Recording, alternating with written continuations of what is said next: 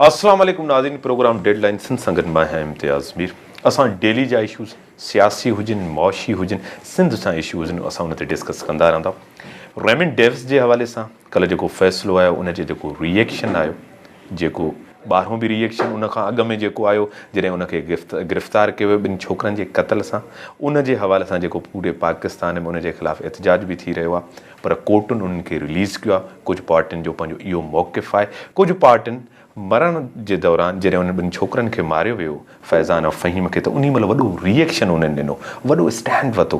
पर जॾहिं उनखे आज़ादु कयो वियो त उन्हनि जो स्टैंड उहो नज़र न। हिकु त इहो, ॿियो असांजी सिंध जे अंदरि जेके इशूज़ थियनि था, जमहूरियूं पार्टियूं वेहनि थियूं, इक़्तिदार में हा आपोज़िशन बि नज़र नथी अचे, पर मसइला हल कोन थींदा आहिनि, अवामी मसइला हल कोन था थियनि। इन ते अॼु असां ॻाल्हाइण पंहिंजे स्टूडियो में दावत ॾिनी आहे इलाही बख़्श सुमरो साहिब खे, सीनियर अॻुवान मुस्लिम लीग नून सां।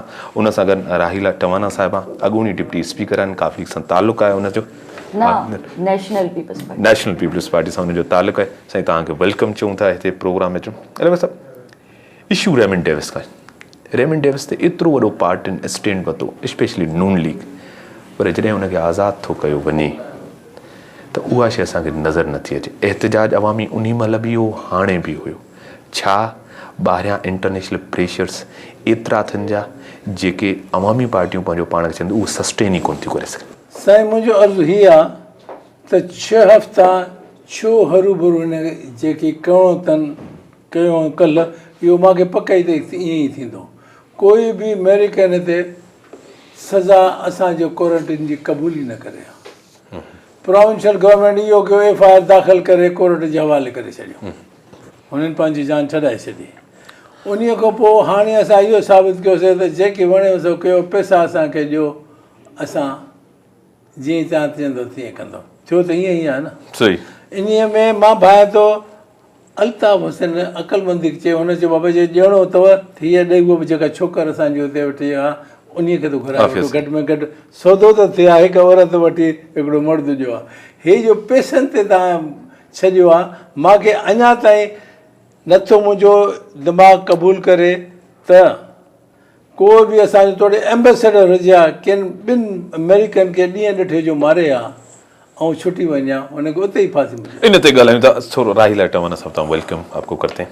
जिस तरह सुमरो साहब ने कहा कि प्रेशर सस्टेन नहीं किया, पॉलिटिकल पार्टी जब स्टैंड लेती हैं, क्या उसके पीछे भी वही सियासत, वो आवाम के सेंटिमेंट्स को केश करना होता है?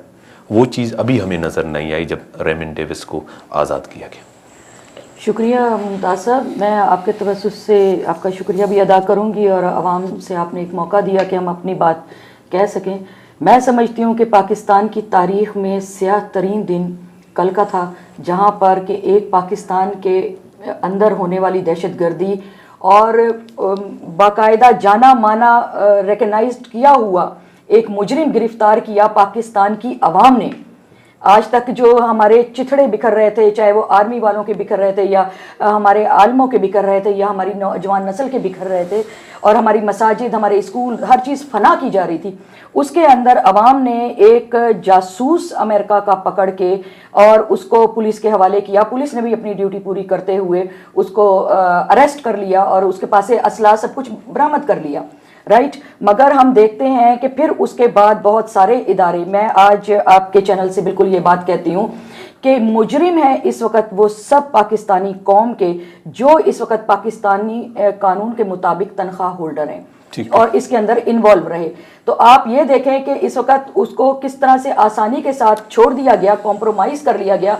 पूरी दुनिया के अंदर आपने पाकिस्तानी को कितना कमज़ोर कर दिया है। इसमें एक चीज़ राहिला मैं आपसे पूछूंगा, कोर्टें यहाँ आज़ाद है ना, हम सब कहते हैं ना, यही बात तो मैंने आपसे ये कहता हूँ, हर वो शख्स जिसने तनख्वाह ली है पाकिस्तान की, चाहे वो कोर्ट हो, चाहे वो आर्मी हो, क्योंकि वो एयरफोर्स के तैयारे के अंदर गया है यहाँ से, चाहे वो सियासतदान हो, खुलकर बात करनी चाहिए। क्या हुआ अगर मेरे 2 भाई उसकी लपेट में आए और शुमाइला जैसी शहीद ने कुर्बानी दी है, इतना बड़ा उसने जुर्रत का काम किया और उसने लोगों को चैलेंज करके मरी है कि तुम इसको जस्टिस नहीं करोगे, लिहाजा मैं खुद अल्लाह की अदालत के अंदर जा रही हूँ। तो फिर 1-2 और शुमाइला इस पे आपसे पूछेंगे। राहिला जो जेको चवण आहे त कोर्टनि असां बि चऊं था, तव्हां बि चवंदा कोर्टियूं आज़ाद आहिनि, सो मोटो नोटिस बि ॾिसो था, ऐं कोर्टुनि खे हुजण बि खपे।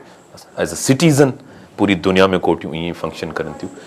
पर हिते असांखे जेकी कन्फ्यूजन बि नज़र अचे थी, ॿियूं असांखे इहा शइ बि क्लियर सुमरो साहिबु नज़र अचे थी, उन्हनि त हिन सां दैयत कई न, मतिलबु शरई हिननि सां वेही करे फ़ैसिलो कयो, उन्हनि खे 20 करोड़ रुपया ॾिना विया, उन्हनि खे छा छा ॾिनो वियो, उहो त हिकिड़ी सेटलमेंट थी आहे न इस्लामी पॉइंट ऑफ व्यू जंहिंखे असां चऊं। लेकिन पोइ वरी एतिरो वॾो एहतिजाज थियणु, इहा शइ जेकी आहे हिकिड़ी वॾी कन्फ्यूजन आहे हिन टाइम। हिकु सेटलमेंट, ॿियो वरी एहतिजाज करणु। मुंहिंजो अर्ज़ु इहो पहिरियों, कानून में प्रोविजन आहे त माण्हू जे पैसा ॾे माण जा त उनखे छॾे थो वञे, जॾहिं ॿई धुरियूं क़बूल कनि, उहो क़ाइदे मुताबिक़ थियो आहे। पर मुंहिंजो अर्ज़ु इहो आहे, जॾहिं क़ाइदे मुताबिक़ थियो आहे त हिनखे 6 हफ़्ता छो लंबो कयो? इहो क़ाइदो त हुननि खे पहिरियों ई ख़बर हो, 3 ॾींहंनि में ख़तमु करे छॾींदा। सही। और इन 3 ॾींहंनि में पैसा भी वठना, हुन छोकर के भी हिते घुराए वठना। सही। जेका हुननि जा वाल है।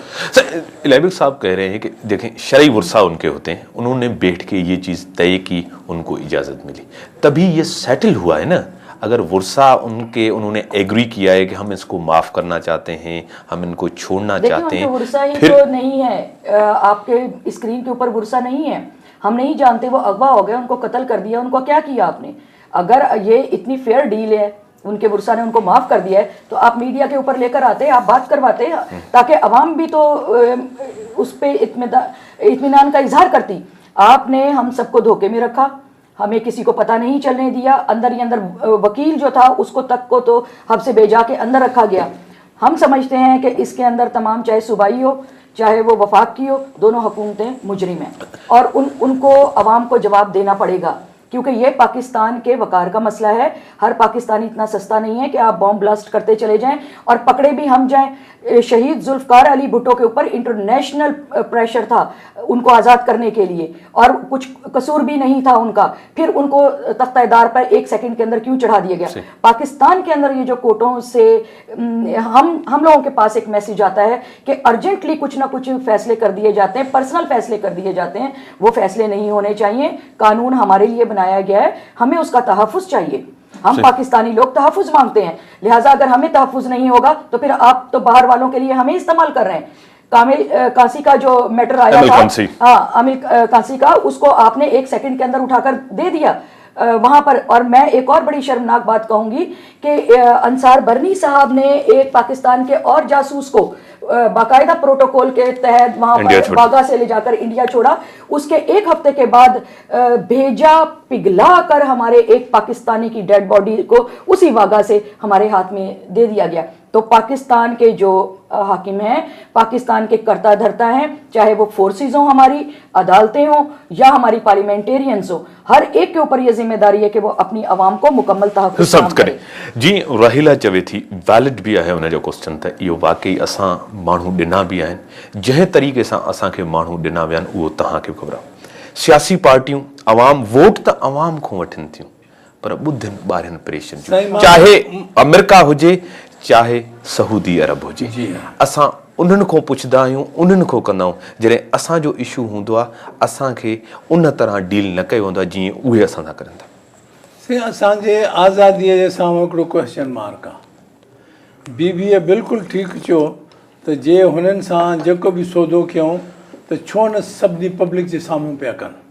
हक़ीक़त में मां तव्हांखे इहो बि ॿुधायां त जेके मारिया अथऊं उन्हनि जा माइट ऐं हे जेको आहे रेमन डेविस, मानी बि गॾु खाधी अथऊं जेल में, जिते इहो सॼो तय कयो अथऊं। इहो मां नथो चाहे, अख़बारां थियूं चवनि, जे इहो खाइनि मानी पिया गॾु खाइनि त अॻे छो न पिया कनि, सॼो फ़ैसिलो करे छॾिया आहिनि त बाबा असां पंहिंजो फ़ैसिलो करे छॾियो आहे। अवाम खे छो कयो? अवाम खे रुॻो इस्तेमालु कंदा त जलसा जुलूस कढियो, पंहिंजो ॾेखारियो त असां एहतिजाज था कयूं।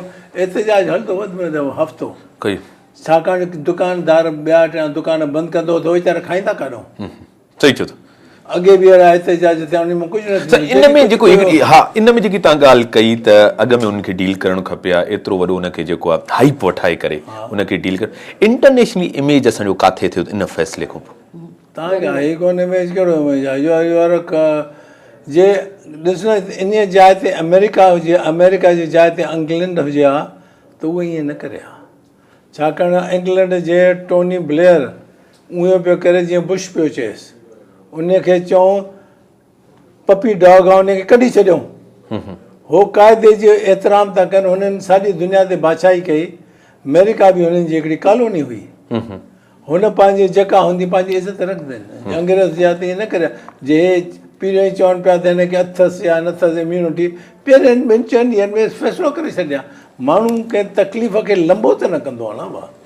सही जिस तरह इलाही साहब कह रहे हैं कि उसको पहले ही डील करना, लेकिन इंटरनेशनली इमेज हमारा क्या होगा? पूरी दुनिया में हमारी इस हवाले से कितनी बड़ी बदनामी होगी कि आप कोई चीज़ पहले डील करनी चाहिए। पहले तो आपने उसको पूरा पोलिटिसाइज किया। दूसरा, अभी जिस तरह का डिसीजन आया है, इसका जिम्मेदार कौन? सिर्फ आप एक किसी को जिम्मेदार नहीं कहेंगे कि ये पार्टी जिम्मेदार है, ये जिम्मेदार है। अगर इदारे फंक्शन नहीं करे तो वो किसकी कमजोरी है? समझे? एक चीज हमारे सामने जो आई, ये फैसला हुआ, जिस तरह हुआ, डील हुई, सब बैठे थे, लेकिन इसकी जिम्मेदारी कोई लेने के लिए तैयार भी तो नहीं है। राइला, मैं आपको बड़ी क्लियर एक बात करती हूँ, मुझे किसी का डर नहीं है। बात यह है कि पाकिस्तान इस वक्त एक कीमती ज़ख़ीरा है, चाहे वो तेल हो, चाहे मदनियात हो। इसीलिए कभी बलूचिस्तान के अंदर मुसीबत डाली जा रही है, तो कभी पेशावर के अंदर मुसीबत डाली जा रही है, कभी पंजाब में और कभी सिंध के अंदर। टकराओ और मफादात हासिल करो। कैरी लोगर के ऊपर पूरी कौम एक तरफ खड़ी हुई थी और फिर भी उसके बावजूद हर चीज़ आपने असम्बली से पास कर ली। वो बातें जो हम नहीं पसंद करते, आप उनको पास करते चले जा रहे हैं। हिलरी क्लिंटन आकर मुसलसल हमारे ऊपर बातें करती चली जा रही हैं, हमें इल्ज़ाम देती चली जा रही हैं।